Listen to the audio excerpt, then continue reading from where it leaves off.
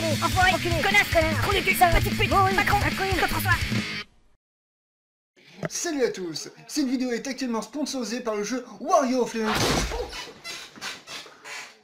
Mais j'ai besoin d'argent pour vivre. M'en fous, je veux ma vidéo.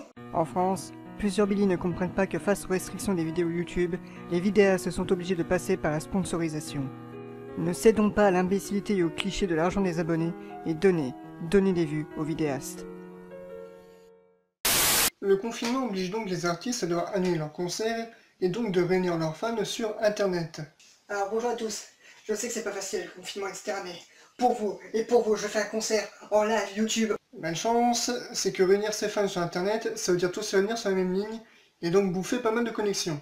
Pour que vous puissiez passer un meilleur moment. Ok, vous êtes prêts? C'est parti.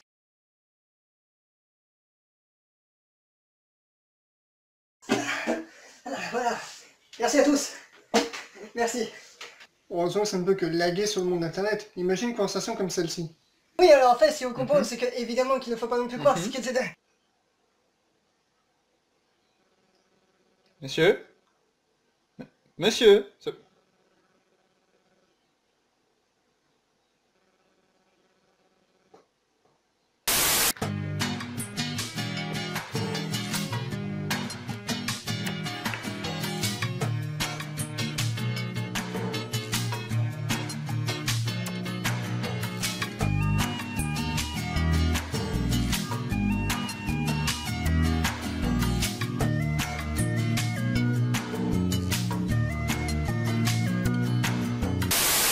Une envie pressante, et vous vous dépêchez de faire votre petite commission.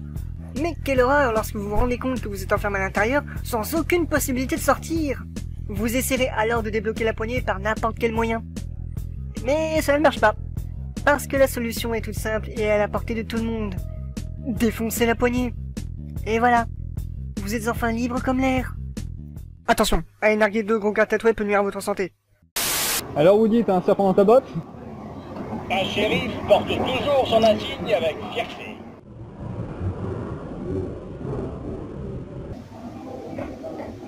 Vous aurez donc menti! Reportage. Des reportages stupides sur des gens stupides.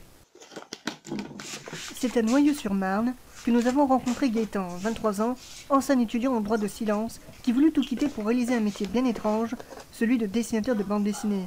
Mais une révélation le poussera à choisir une voie beaucoup plus raisonnable. Assez jeune, j'étais attiré par les BD comme Astérix ou les œuvres de Maron Poinceau. Et ce qui me plaisait là-dedans, c'était le fait de raconter des histoires qui touchent les gens. Puis un jour, j'ai regardé un reportage sur un artiste franco-suisse qui s'appelle Nicolas Hygromonet.